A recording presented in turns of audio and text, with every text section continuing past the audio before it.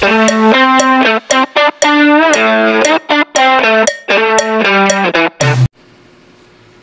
day everyone! So ngayon ipapakita ko po sa inyo kung paano ko po nilagyan ng AirTag yung alaga naming kambing.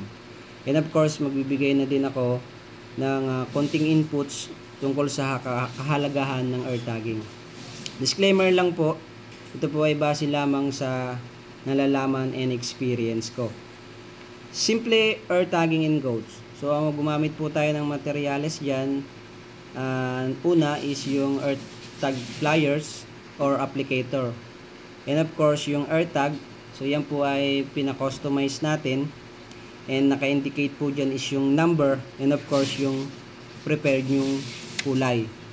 So, ano nga po ba yung AirTagging? So, ang AirTagging po is one of the easiest and very common na pamamaraan of identifying your goat.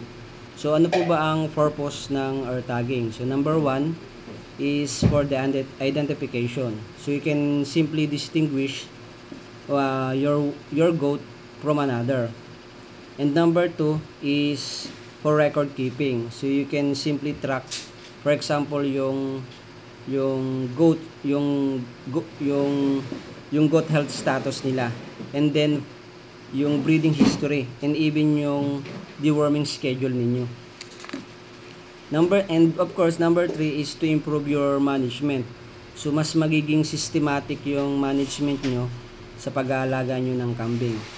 So, nakakatulong din ito, of course, sa record keeping kapag may mga i-isolate kayo mga kambing for breeding, culling, and selling. And that's all for this video, AirTagging. Abang na lang po kayo for our next episode. And you can also comment for the next topic. Please don't forget to like and dislike and share. Happy farming and God bless.